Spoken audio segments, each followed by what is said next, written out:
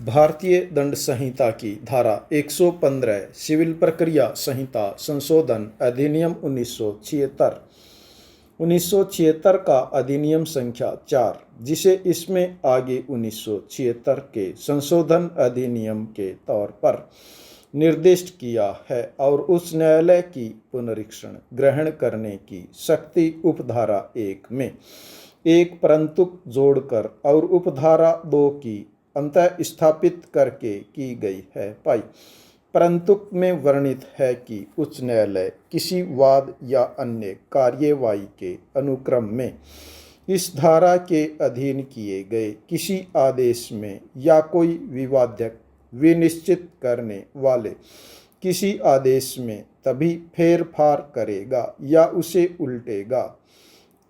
ऐसा आदेश यदि वह पुनरीक्षण के लिए आवेदन करने वाले पक्षकार के पक्ष में किया गया आदेश था,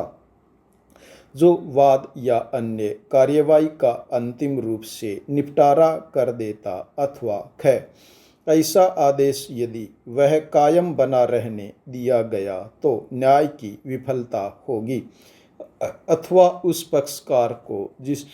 जिसके विरुद्ध वह किया गया था ऐसी क्षति पहुंचेगी जिसकी क्षति पूर्ति नहीं हो सकती पाई गए। हाल ही में नई अंतः स्थापित उपधारा 2 में उपबंधित है कि उच्च न्यायालय इस धारा के अधीन किसी ऐसी डिक्री या आदेश में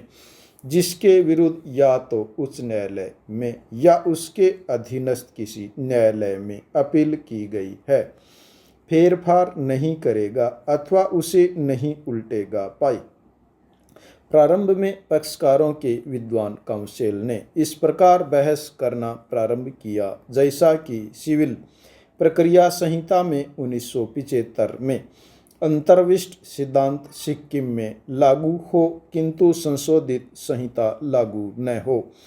क्योंकि उनका यह ख्याल था जैसा कि सिक्किम में अधिवक्ताओं के मध्य में साधारण तौर पर यह मान्यता फैली हुई है कि संशोधित संहिता अब तक सिक्किम में प्रवृत्त नहीं हुई है, किंतु जब न्यायालय द्वारा यह बतलाया गया कि 1976 के संशोधन अधिनियम का प्रभाव संशोधित संहिता को सिक्किम तक विस्तारित करने का था, तो उन्होंने इस मुद्दे पर विनिश्चय के लिए प्रार्थना की, क्योंकि वह मुद्दा न केवल उच्च न्यायालय में किंतु अधीनस्थ न्यायालयों में भी अधिवक्ताओं और वादकारी व्यक्तियों के लिए महत्वपूर्ण है पाई। भले ही संशोधन का प्रस्तुत मामले में बहुत अधिक संबंध न हो पाई, विद्वान काउंसिल की प्रार्थना के अलावा धारा 115 के अधीन पिटीशन का विनिश्चय करते समय पुनरीक्षण शक्ति के व्याप्ति क्षेत्र को अभिनिश्चित करना आवश्यक है और इसलिए इस बात पर विचार करना आवश्यक है कि क्या 1976 के संशोधन अधिनियम द्वारा अधिरोपित निर्बंधन सिक्किम में लागू है, और इसलिए यह न केवल वांछनीय है किंतु अत्यावश्यक भी है कि इस प्रश्न का विनिश्चय किया जाए पाई। संविधान 36वां संशोधन अधिनियम 1975 के द्वारा और अधीन सिक्किम भारत संघ का एक संघटक राज्य बन गया है पाई। उस संशोधन के द्वारा अनुच्छेद 371 संविधान में अंतः स्थापित किया गया है पाई। पैरा उक्त अनुच्छेद के खंड में उपबंधित है कि सिक्किम राज्य में समाविष्ट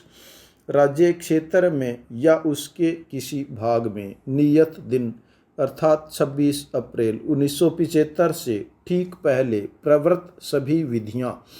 तब भी प्रवृत्त बनी रहेंगी जब तक सिक्किम विधानमंडल या अन्य सिक्किम प्राधिकारी द्वारा उनका संशोधन या निरसन नहीं कर दिया जाता है पाई। खंड में उपबंधित है कि राष्ट्रपति लोक अधिसूचना द्वारा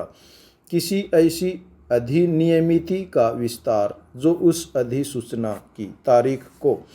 भारत के किसी राज्य में प्रवृत्त है, ऐसे निर्बंधनों या उपांतरणों सहित जो वह ठीक समझे सिक्किम राज्य पर कर सकेगा। पाई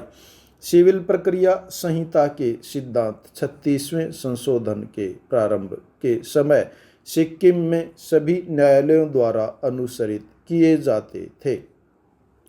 और इसलिए इन सिद्धांतों का उसके पश्चात भी अनुसरित किया जाना जारी है, जैसा कि खंड 2 में उपबंधित है। पाई इस बात पर जोर देना आवश्यक है कि संहिता के सिद्धांत ही लागू थे, न कि शब्द से पूर्ण संहिता। पाई सिक्किम में अधिवक्ताओं के बीच सामान्यतया यह विश्वास है कि 1976 के संशोधन अधिनियम प्रवृत्त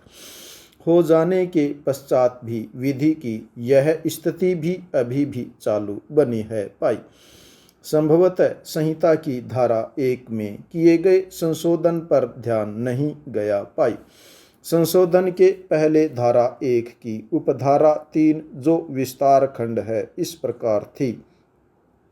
पैरा इसका विस्तार क असम राज्य के जनजाति क्षेत्रों ख एत्स्मिन पश्चात यथा उपबंधित के सिवाय मद्रास राज्य के अनुसूचित क्षेत्रों ग जम्मू कश्मीर राज्य के सिवाय संपूर्ण भारत पर होगा। पैरा परंतु धारा 36 से लेकर 43 तक की धाराओं और प्रथम अनुसूची के आदेश 34 का विस्तार अमीन दीवी द्वीपों और आंध्र प्रदेश राज्य में के पूर्वी गोदावरी, पश्चिमी गोदावरी और विशाखापट्टनम अभिकरण क्षेत्रों पर भी होगा और धारा 48 का विस्तार उक्त अभिकरण क्षेत्रों पर भी होगा। पाई पैरा संशोधन अधिनियम के द्वारा उक्त खंड इस प्रकार प्रतिस्थापित किया गया। इसका विस्तार जम्मू कश्मीर राज्य, नागालैंड राज्य और जनजाति क्षेत्रों के सिवाय संपूर्ण भारत पर है। पाई पैरा परंतु संबंधित राज्य सरकार राजपत्र में अधिसूचना द्वारा इस संहिता के उपबंधों का या उनमें से किसी का विस्तार यथास्थिति संपूर्ण नागालैंड राज्य या ऐसे जनजाति क्षेत्रों या उनके किसी भाग पर ऐसे अनुपूरक आनुषंगिक या पारिणामिक उपांतरों सहित कर सकेगी जो अधिसूचना में विनिर्दिष्ट किए जाएं। पाई पैरा स्पष्टीकरण इस खंड में जनजाति क्षेत्र से वे राज्य क्षेत्र अभिप्रेत हैं जो 21 जनवरी 1972 के ठीक पहले संविधान की 6ठी अनुसूची के पैरा 20 में यथा निर्दिष्ट असम के जनजाति क्षेत्र में सम्मिलित थे। पाई स्टॉप।